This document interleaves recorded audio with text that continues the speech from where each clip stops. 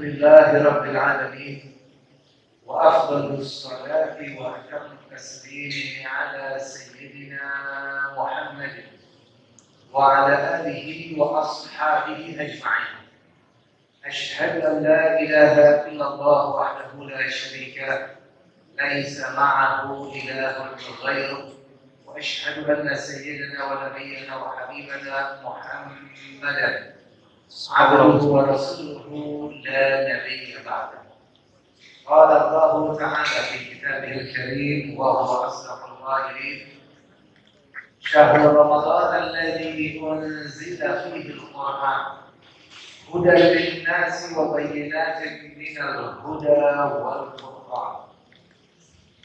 وقال نبينا محمد صلى الله عليه وسلم، أو كما قال النبي صلى الله عليه وسلم: من قام ليلة القدر إيمانا واحتسابا غفر له ما تقدم من ذنبه. صدق الله العظيم وصدق حبيبه نبينا الكريم، ونحن على ذلك من الشاهدين، والحمد لله رب العالمين. أما بعد، Ahibbail kiram yang saya hormati dan yang saya muliakan, segenap pengurus PKM Masjid Al-Muslimun yang dimuliakan Allah Subhanahu wa Ta'ala. Semoga masjid ini dijadikan Allah masjid yang makmur, diberkahi pengurusnya, amin, diberkahi jamaahnya, amin, ya rabbal alamin. Hadirin wa hadirat segenap jamaah salat sunnah tarawih, para mu'takifin yang dimuliakan Allah Subhanahu wa Ta'ala. Pada kesempatan yang baik ini, mari sama-sama kita panjatkan puji syukur kita kepada Allah Ta'ala. Salawat dan salam tidak lupa kita limpahkan kepada suri tauladan kita Nabi besar Muhammad sallallahu alaihi wasallam, keluarganya, ahli baitnya, sahabat-sahabatnya, serta kekasih-kekasihnya yang meneruskan perjuangannya hingga hari kiamat nanti.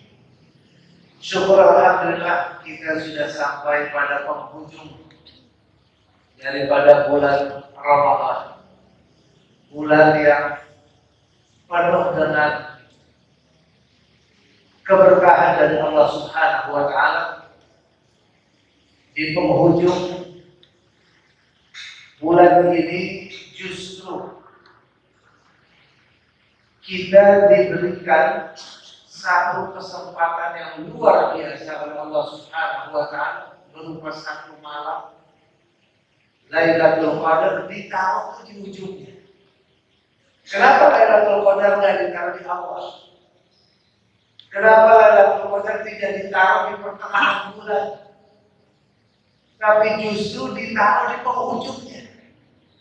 Sudah ditaruh di penghujungnya, disembunyikan pula, tidak diberitahukan kepada hambanya kapan waktunya. Andaikan Nabi Shallallahu Alaihi Wasallam pun memberitahukan adanya di hari-hari ganjil, di 10 hari terakhir, tapi maksudnya kita memahami bahwa target ataupun harapan, semua ada harapannya. Harapannya kenapa Lailatul Qadar ditaruh di ujung? Biar kita memaksimalkan bulan Ramadan sampai akhirnya, sampai kita dapat yang dimaksud. Tujuan puasa kita berhasil, yakni taqwallah, mahabbatullah. Kita dapat cintanya Allah, kita jadi hambanya Allah, kita jadi orang yang patuh kepada Allah, mendapat ridho Allah. Jadi targetnya itu bukan sebatas Lailatul Qadar lalu selesai. Ini etika, adab kita. Ada orang yang dapat Lailatul Qadar di malam 21. Apa boleh dia cerita-cerita sama orang? Alhamdulillah semalam Lailatul Qadar udah dapat, selesai gitu. Apa seperti itu? Apa justru semakin memacu kita memanfaatkan sisa yang sedikit ke depan untuk menyempurnakan lebih lagi kita memanfaatkan keutamaan-keutamaan yang sisa daripada bulan Ramadan ini. Saudara yang dimuliakan Allah Subhanahu wa Ta'ala, etika. Jadi kita kalau memahami maksud Allah taruh 10 hari terakhir, maksudnya adalah 10 hari terakhir ini harus kita maksimalkan semaksimal mungkin. Di dalamnya ada Lailatul Qadar dan yang lainnya. Jangan sampai kita akan dapat Lailatul Qadar, sudah saya aman kalau gitu. Hilang kesempatan yang lainnya. Justru yang seperti itu belum tercapai maksud tujuan puasa yang sebenarnya. Siang hari kita ditempa lapar dan haus.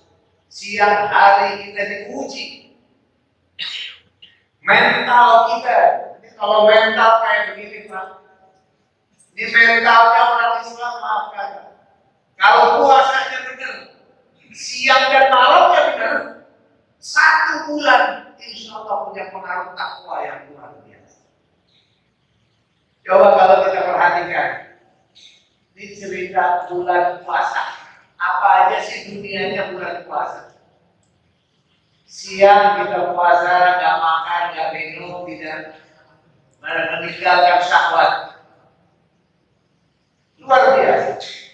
Malamnya kita, ini semua rutinitas kehidupan kita sehari-hari berubah. Rutinitas. Biasanya bangun setiap hari, biasa bangun jam berapa? 4:30. Bangun jam 4, bangun. Coba bulan Ramadan bangun 4:30. Protes aja orang. Ada yang diomel, udah nanti gitu. Kalau bangun 4:30, nggak bisa. Setengah 4 ini mau udah bangun. Jam 3 udah bangun. Khususnya ibu-ibu. Wah, ibu-ibu kalau telat bangun jam 4 aja. Rutinitas kita 4:30. Khusus bulan Ramadan, Allah rubah semua kebiasaan. Biasanya sarapan pagi jam 6 sarapan, sekarang jam 4 udah sarapan, 3:30 udah sarapan.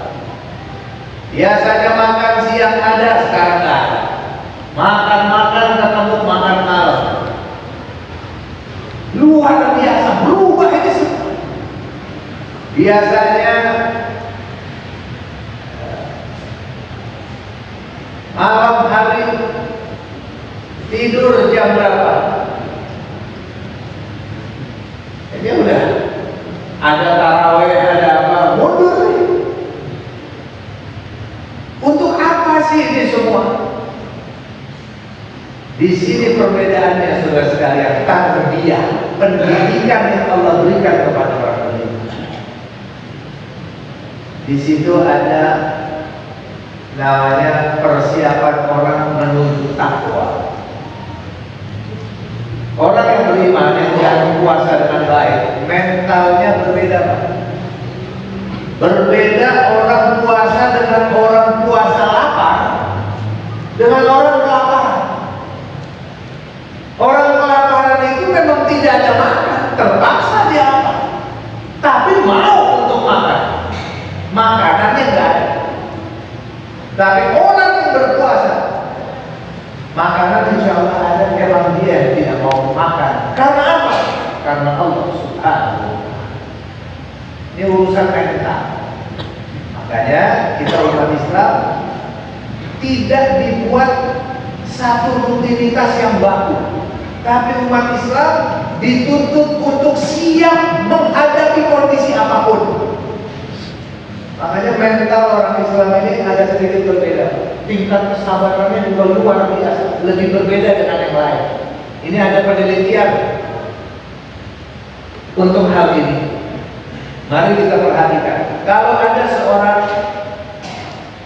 bekerja di sebuah perusahaan, tiba-tiba dari kantornya memerintahkan, "Oh, kita mau datang tamu dari luar negeri. Besok jam 1. Ditunjuklah 3 orang untuk menjumpai tamu dari luar negeri ini, bikin kesepakatan yang saling menguntungkan. Waktunya jam 1. Jam 1 itu biasanya dia makan siang. Orang yang nggak biasa puasa, ketika disuruh untuk meeting dengan tugas yang berat, tapi juga dikasih di waktu jam makan siang, goncang lah. Secara mental dia ada goncang itu hati. Ini jam makan siang saya. Ini waktunya saya. Ini kalau yang kebiasaan rutin pas, dia ada goncangan. Wah, gawat kalau seperti itu. Atau jam 12 pertemuannya, sehingga apa? Jadwal makan siang dia ini terhalang. Itu secara kejiwaan, karena rutinitas kebiasaan dia seperti itu tergoncang. Bisa jadi nggak maksimal karena mental udah kalah duluan. Apalagi kalau sifatnya dadak-dadakan. Sebentar lagi, ini begini, kaget, mental kalah. Nggak maksimal, tapi beda. Kalau orang udah diajar biasa puasa, biasa. Ayo pertemuan orang jam 12:30. Wah, jam 12:30 ini jadwal makan siang saya nggak apa-apa, saya udah biasa puasa ini. Kalau aja kapan kita makan aja. Dengan ringannya, mentalnya, kesiapan jiwanya menghadapi situasi seperti itu ringan. Coba orang yang biasa bangun tidurnya jam 5, jam setengah 5 bangun biasa jam tidur jam setengah 5 terus menerus, rutinitas. Tiba-tiba dapat serangan militer dari negara lain jam 2. Begitu dapat serangan jam 2 dan teror, apa ini? Aduh, saya masih ngantuk banget, tidur kan? Ini belum jam bangun saya. Kenapa? Dia nggak siap buat bangun jam 1 atau jam 2 itu nggak siap, karena sudah rutinitas dia menciptakan badan dia seperti itu. Tapi dia nggak siap menghadapi waktu-waktu tertentu yang mungkin berat. Waktu berat tuh lagi tidur, lagi istirahat, tiba-tiba dibangunin ada sesuatu. Bisa jadi dia nggak siap untuk menghadapi situasi yang seperti itu. Tapi mental orang-orang beriman, orang Islam yang cakep nih, yang puasa, dia akan memiliki satu mental tersendiri. Nggak kayak orang yang lain. Maaf, sering. Ini pendidikan dari Allah Ta'ala. Untuk kejiwaan, kesiapan orang beriman itu di atas kesiapannya. Makanya kalau kita disuruh puasa, orang beriman rame-rame puasa, itu ukhuwah, pengajaran ukhuwah dari Allah Ta'ala. Lapar bareng, haus bareng, lemes bareng, senang buka puasa, senang bareng-bareng. Itu begitu orang beriman dari pelajaran. Makanya kalau ada orang Islam nggak ikutan puasa, ya Robi, itu udah kayak apa itu orang? Dosanya dosa besar banget. Kemudian tidak ikut dalam barisan kaum muslimin. Perasaannya udah gak nyambung. Makanya dalam target kita bulan Ramadan ini harus tercapai adalah apa?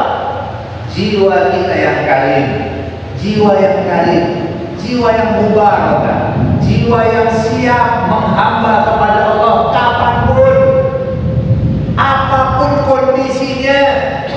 Siap kita kondisinya apapun. Kalau sekarang orang ini pelajaran puasa, ada orang yang gak siap apa. Heran saya. Puasa ya puasa 1 bulan, tapi kalau di rumahnya nggak ada makanan, kayak gantung diri, aneh begitu. Terus buat apa dia puasa 1 bulan? Bukankah ini pendidikan dari Allah harus siap? Saya mau siapin puasa aja. Puasa itu pelajaran. Masya Allah, Bapak Ibu yang Allah Subhanahu wa Ta'ala, dampak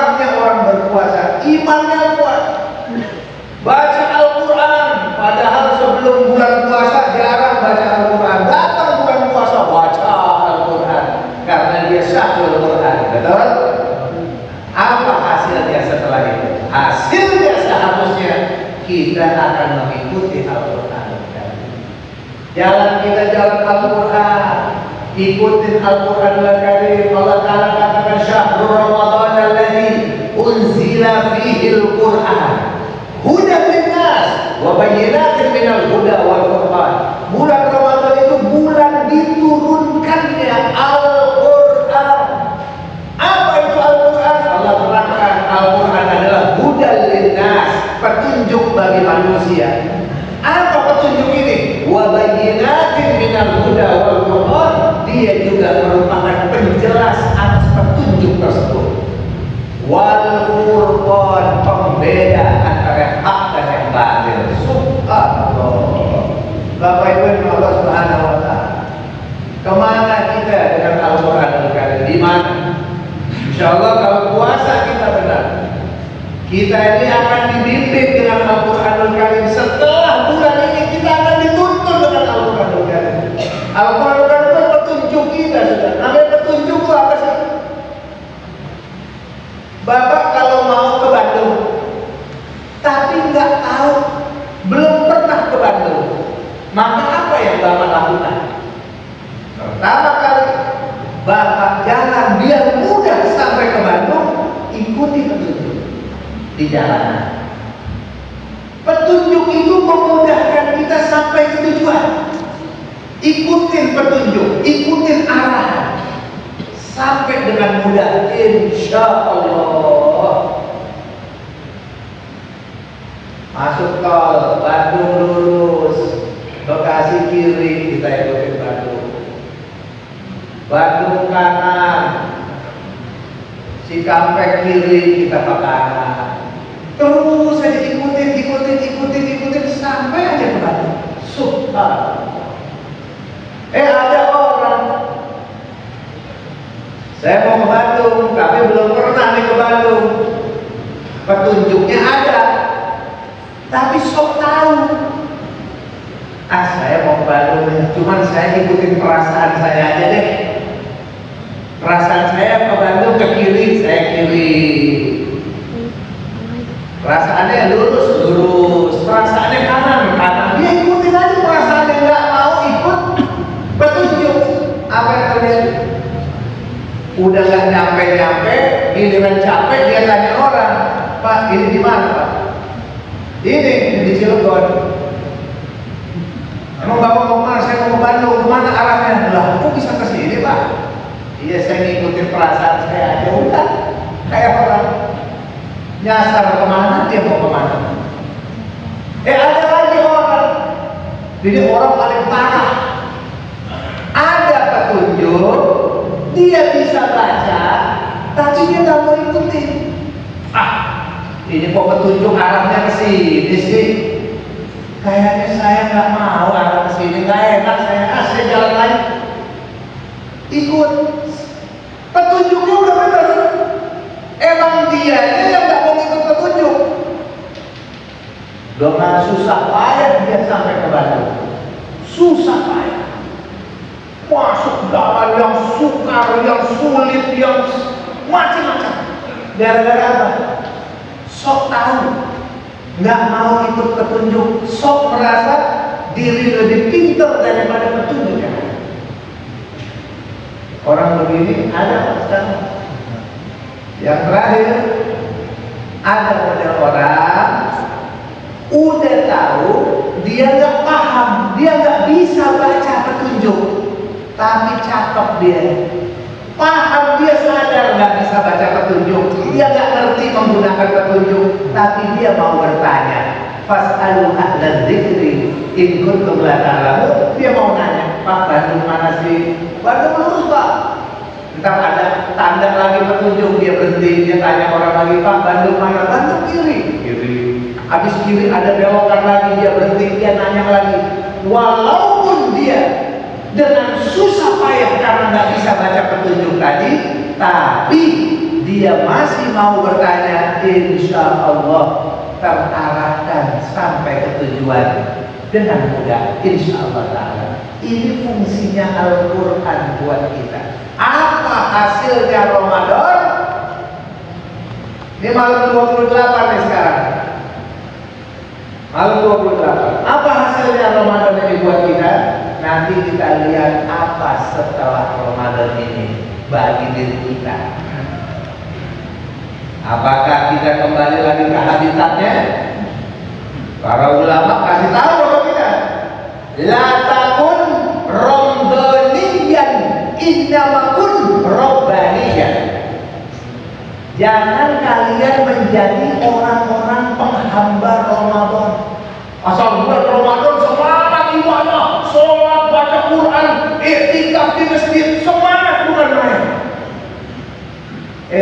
Selesai Ramadan masjid sepi, Al-Quran kembali lagi di lemari dikunci, begitu. Itu namanya penghamba Ramadan, abidul Ramadan. Ulama mengkritisi orang yang seperti itu namanya Ramadannya Ramadanan buat dia. Gak tercapai target tujuan pendidikan dari Allah. Ramadan maunya apa? Mentok kita full ibadah sama Allah, hasilnya kita menjadi sifat-sifat Ramadan kita bawa di bulan-bulan berikutnya. Insya masjid tetap penuh, sholat di masjid 5 waktu, kemudian apa, sholat sunnah kita pertahankan nih. Ada taraweh kita mau, berarti sholat malamnya kita jalani, sholat duha, sedekah, dan seterusnya. Amal Ramadan kita warisi setelahnya. Insya Allah kita termasuk orang yang berhasil menjadi orang-orang yang bertakwa. Nah, terakhir sebelum saya akhiri, jangan lupa doakan. Mumpung bulan Ramadan ini bulan diterima doa-doa kita semua. Ya, dan kita jangan terlalu mengejar ganjil genap. Kalau terlalu mengejar ganjil genap, Pak, ini apa namanya? Belum tentu. Kita fokus saja 10 hari terakhir, coba ya. Jangan kalau malam 28, hari ini genap nih, entar dulu. Gitu. Ini genap bagi yang meyakini genap. Di wilayah sebelah sana itu bisa jadi ganjil, Pak. Kalau sekarang kita berpatokan ganjil genap, bisa jadi ini sekarang kita bilang ganjil, belum tentu bagi saudara kita yang lain ganjil. Makanya fokus 10 hari full, dari malam 20 sampai mentok malam takbiran. Malam takbirannya pun dengan nanti kan ini ada 2 pendapat di sini. Ada yang yakin bulan Syawal masuk sudah, jadi nanti Syawal itu malam Jumat itu sudah Syawal yang pakai hisab. Dia yakin begitu, sudah, yang yakin sudah jalan. Yang nggak punya ilmu nih, nggak usah ikut-ikutan kayak orang lain, ikutin pemerintah, selesai. Yakin dan mengikutin pemerintah. Bagi ulama ada kiai-kiai, Pak, ahli-ahli falak tuh, emang kerjaannya awal bulan, tengah bulan, akhir bulan, akhir bulan. Emang kerjaannya begitu. Bila dia lihat, kalau dia udah lihat bulan, subuh liru'yat ini, wa'afiru liru'yat ini. Kalau udah lihat bulan, itu berarti haram buat dia untuk puasa. Dia udah lihat bulan Syawal, ya sudah. Bagi dia wajib untuk sholat besok pagi. Itu sudah haram puasa buat dia. Jadi bukan lagi, jadi kita mesti paham di sini bagaimana menyikapi ilmunya. Bahwa dia melihat secara langsung, wajib buat dia. Dan dia yakin itu kebenarannya bulan, wajib buat dia untuk berbulan Syawal besok, haram buat dia berpuasa. Yang tidak yakin, ikutin pemerintah. Yang tak punya ilmu, ikutin pemerintah. Yang yakin di awal bulan dengan hitungannya sendiri, dengan keyakinannya, silahkan jalanin dengan keyakinannya.